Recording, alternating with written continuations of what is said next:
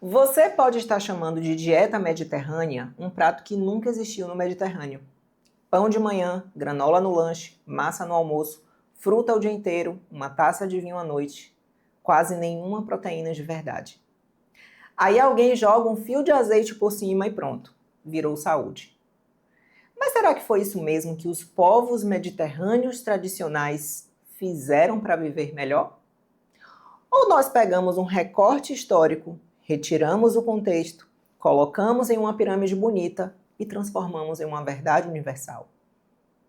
Fica comigo até o final, porque eu vou te mostrar de onde veio essa dieta, o que foi deixado de fora dessa história e porque a versão vendida hoje pode ser muito diferente da alimentação que ela diz representar.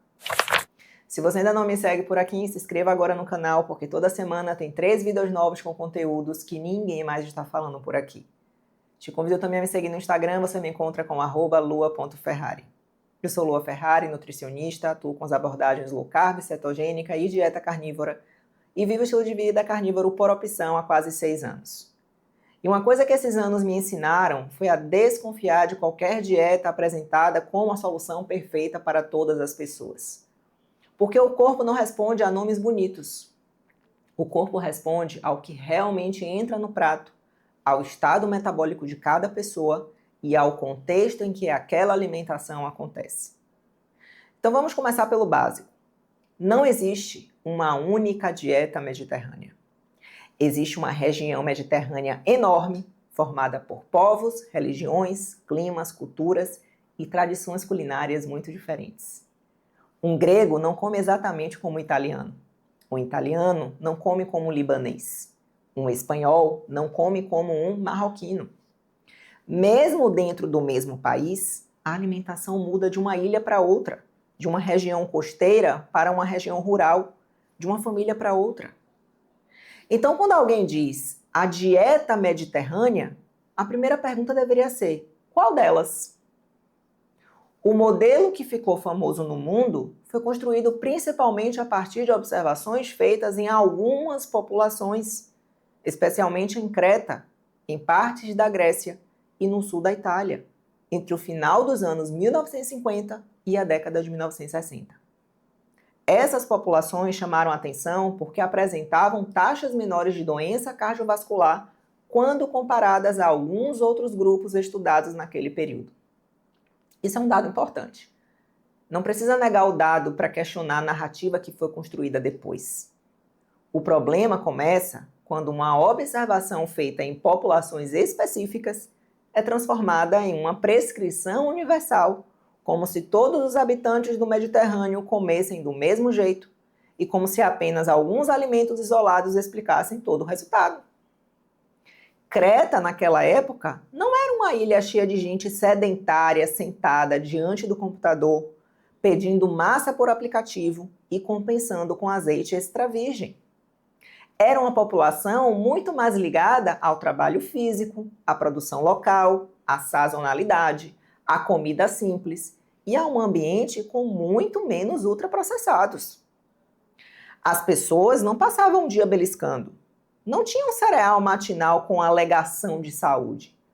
Não tinham barrinha de proteína, pão fit, sobremesa sem açúcar, bebida vegetal adoçada e muito menos delivery até de madrugada. A vida era outra. O gasto físico era outro. O sono era outro. A exposição ao sol era outra. A relação com a comida era outra. E aqui entra uma parte da história que quase nunca aparece nas pirâmides. A tradição cristã ortodoxa tinha períodos frequentes de jejum religioso. Em muitos desses períodos, os praticantes retiravam carne, ovos e laticínios. Pesquisadores já chamaram atenção para o fato de que esse jejum poderia ser uma característica escondida do padrão alimentar observado em Creta. Mas é importante falar com precisão. Nós não sabemos exatamente quanto cada participante do estudo original seguia todas essas regras durante o ano. Portanto, não dá para afirmar que o jejum explica sozinho os resultados. O que dá para afirmar é que o contexto religioso, os períodos de restrição, a frugalidade e a ausência de comida disponível o tempo inteiro faziam parte daquela vida. E isso muda completamente a interpretação. Mas presta atenção, porque agora vem um ponto que desmonta boa parte desse marketing atual. Nós mantivemos o pão, a massa, o vinho e o azeite. E descartamos o trabalho físico, a escassez, a sazonalidade, os períodos sem comer, a ausência de ultraprocessados e a simplicidade das refeições. Ou seja, ficamos com a parte mais confortável da tradição e abandonamos a parte que exigia disciplina. Depois chamamos isso de estilo de vida mediterrâneo. Hoje, muita gente não faz 3 refeições de comida de verdade. Faz 6 ou 7 exposições alimentares por dia. Come pão no café, fruta no meio da manhã, arroz e feijão e sobremesa no almoço, iogurte com granola à tarde, massa ou pizza à noite, uma taça de vinho porque ouviu dizer que faz bem para o coração e azeite em cima de tudo. Essa pessoa pode até estar comendo menos ultraprocessado do que antes. Mas isso não significa que o metabolismo dela esteja recebendo o que realmente precisa.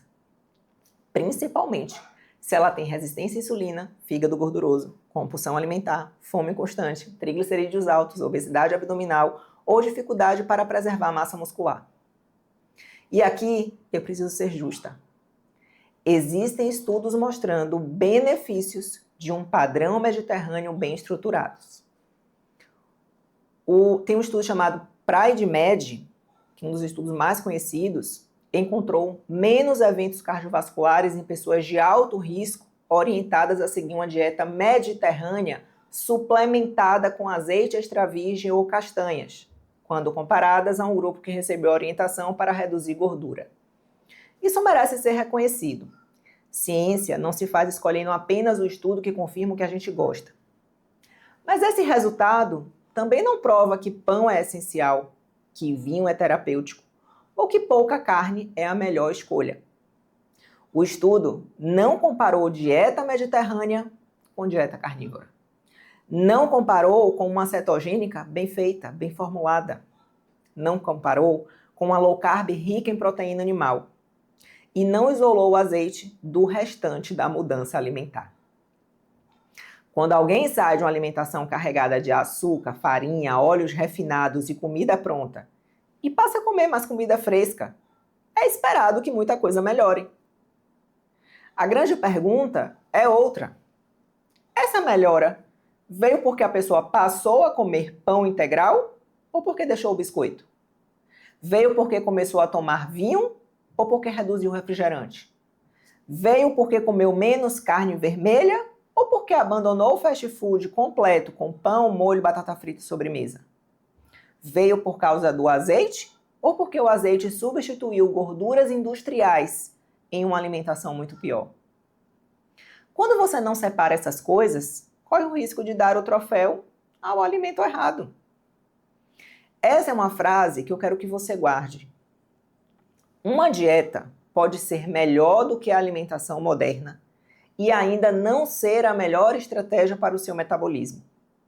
Melhor do que o desastre não significa ideal. Um padrão mediterrâneo com comida de verdade pode ser muito superior à dieta baseada em refrigerante, farinha, açúcar e ultraprocessados. Claro que pode. Mas uma mulher, por exemplo, com resistência à insulina, compulsão e gordura visceral, não deve decidir sua alimentação olhando apenas para o que funcionou em uma população rural de outra época. Ela precisa olhar para a própria resposta metabólica. E aqui está o ponto que muda tudo. Quando a pessoa tem hiperinsulinemia, o que é a grande maioria, das pessoas hoje, pouca flexibilidade metabólica e fome frequente, manter pão, massa, grãos, frutas e lanches ao longo do dia vai dificultar justamente aquilo que ela precisa recuperar. Estabilidade de energia, acesso à gordura corporal e saciedade real. Não porque todo carboidrato seja um veneno, não porque ninguém possa comer uma fruta, mas porque tolerância metabólica não é igual para todos. O que uma pessoa ativa, sensível à insulina e com boa composição corporal tolera, pode ser exatamente o que mantém outra pessoa presa em um ciclo de fome, sonolência e beliscos. É por isso que eu trabalho tanto com low carb, cetogênica e carnívora. Essas abordagens retiram o foco da pirâmide e colocam foco na fisiologia. A primeira mudança é reduzir a carga de carboidratos que mantém a glicose e a insulina oscilando o dia inteiro. A segunda é colocar proteína animal de qualidade no centro da refeição. Carne, ovos, peixes e outros alimentos de origem animal oferecem proteína completa, oferecem aminoácidos essenciais, ferro M, zinco, vitamina B12 e nutrientes importantíssimos para preservar massa magra, produzir hormônios e sustentar a saciedade. Na prática, quando a pessoa troca um café da manhã de pão, fruta e granola por ovos e carne, muitas vezes ela percebe algo muito simples e muito revelador. A fome demora mais para aparecer. Quando ela troca um almoço cheio de acompanhamentos por uma refeição centrada em proteína e gordura animal, ela para de procurar doce logo depois. Quando ela reduz a variedade de alimentos hiperpalatáveis e passa a comer comida simples, o cérebro deixa de receber estímulos alimentares o tempo inteiro. E isso não é milagre, é uma mudança no ambiente alimentar e no substrato que o corpo recebe. A dieta carnívora pode ir ainda mais fundo. Sabe por quê? Porque ela funciona também como uma estratégia de eliminação. Ela retira açúcar, farinha, grãos, óleos vegetais, bebidas adoçadas, ultraprocessados e uma série de alimentos que podem confundir a percepção de fome, de saciedade e de sintomas digestivos. A pessoa passa a trabalhar com poucos alimentos, densos em nutrientes e muito saciantes. Isso facilita observar o que melhora, o que piora e o que pode ser reintroduzido depois. Não significa que todo mundo precise fazer carnívora para sempre. Significa que para algumas pessoas, reduzir o ruído é a única maneira de finalmente escutar o próprio corpo. E antes que alguém diga que eu estou apenas trocando um dogma por outro, não, eu não estou. Eu não acredito em impor a mesma estratégia para todo mundo. Algumas pessoas chegam até a carnívora diretamente e se adaptam muito bem. Outras precisam de uma transição mais gradual. Algumas permanecem carnívoras porque é onde funcionam melhor. Outras usam essa fase como ferramenta e depois ampliam a alimentação de acordo com a tolerância. Liberdade alimentar não é comer tudo porque está disponível. Liberdade alimentar é saber o que você pode comer sem voltar a ser controlado pela fome, pela compulsão e pelos sintomas. E agora eu quero fazer uma pergunta incômoda. Por que a nutrição se preocupa tanto em preservar pão, vinho, grãos e frutas na rotina de uma pessoa metabolicamente doente, mas não demonstra a mesma urgência em preservar a massa muscular, controlar a fome e garantir proteínas e gorduras suficientes? Porque reduzir carne parece radical, mas viver cansada, beliscando e tomando remédio para cada novo sintoma virou normal. Às vezes, o que chamam de equilíbrio é apenas a manutenção educada do problema. E foi exatamente para ajudar as pessoas a sair dessa confusão que eu criei o Ketabolismo. Porque muita gente já entendeu que a alimentação atual não está funcionando, mas não sabe como mudar sem se perder, sem viver com fome e sem transformar a dieta em uma prisão. No Ketabolismo, eu conduzo uma jornada de 8 semanas pelas estratégias low carb, cetogênica e carnívora. Nós começamos reduzindo a dependência de carboidratos, avançamos para uma adaptação mais profunda ao uso de gordura como fonte de energia e chegamos à carnívora como ferramenta metabólica e de eliminação. Esse caminho é progressivo porque nem todo o corpo precisa receber uma mudança brusca, mas também não é uma regra rígida para a vida inteira. O objetivo é ensinar você a reconhecer sua fome, a ajustar proteínas e gorduras, entender seus sinais e recuperar sua autonomia. Não é entregar mais uma pirâmide para você obedecer, é dar clareza para você decidir. Então, o link do Ketabolismo está aqui na descrição do vídeo. Então, da próxima vez que alguém disser que a dieta mediterrânea é a melhor dieta do mundo, pergunte: qual dieta mediterrânea? Comparada com qual alimentação? Em qual população? Com qual estado metabólico? Dentro de qual estilo de vida?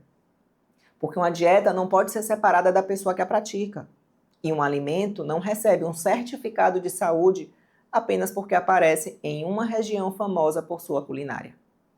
Azeite pode ser um alimento, não é absolvição alimentar. Pão pode fazer parte da alimentação de alguém que tolera. Não é necessidade biológica universal. Vinho pode fazer parte de uma tradição cultural. Não precisa virar recomendação de saúde. E carne não deveria ser empurrada para o canto do prato apenas para caber em uma narrativa construída décadas atrás. Seu corpo não sabe que aquele prato foi chamado de mediterrâneo. Ele percebe a quantidade de proteína. Percebe a carga de carboidrato. Percebe a frequência com que você come. Percebe se você está preservando o músculo ou apenas enchendo o estômago. Percebe se existe saciedade ou se 2 horas depois você já está procurando outra coisa. O metabolismo não se impressiona com um nome bonito. Ele responde ao que você repete todo santo dia. E agora eu quero saber de você. Quando você pensa em dieta mediterrânea, quais alimentos aparecem primeiro na sua cabeça? Você já tentou seguir esse padrão e percebeu melhora ou continuou com fome e dificuldade para emagrecer? Você sente que pão, massa, frutas e lanches ao longo do dia ajudam o seu corpo ou mantém você pensando em comida o tempo inteiro? E você já testou colocar a proteína animal no centro da refeição por algumas semanas para observar a diferença? Conte aqui nos comentários a sua experiência. Acredite que o seu relato pode ajudar outra pessoa da nossa comunidade a perceber algo que ainda não tinha conectado. E eu respondo sempre que possível. Curta esse vídeo se ele ajudou você a enxergar que uma dieta precisa ser analisada inteira e não pelo marketing de 2 ou 3 alimentos. A sua curtida mostra ao YouTube que esse tipo de conteúdo precisa chegar a mais pessoas. Compartilha intencionalmente com aquela pessoa que acha que qualquer prato vira saudável depois de receber um fio de azeite. E olha que tem muita gente assim, tá? Me segue lá no Instagram se você não está por lá. Você me encontra com @lua.ferrari, porque lá eu continuo essa conversa todos os dias. E guarda esta reflexão. Tradição pode ensinar muita coisa, mas tradição recortada e transformada em propaganda deixa de ser sabedoria e vira produto. Não escolha sua alimentação pelo cenário mais bonito. Escolha pelo que devolve saúde, força, saciedade e liberdade ao seu corpo. Pense nisso. Fique com Deus e até o próximo vídeo. Tchau, tchau.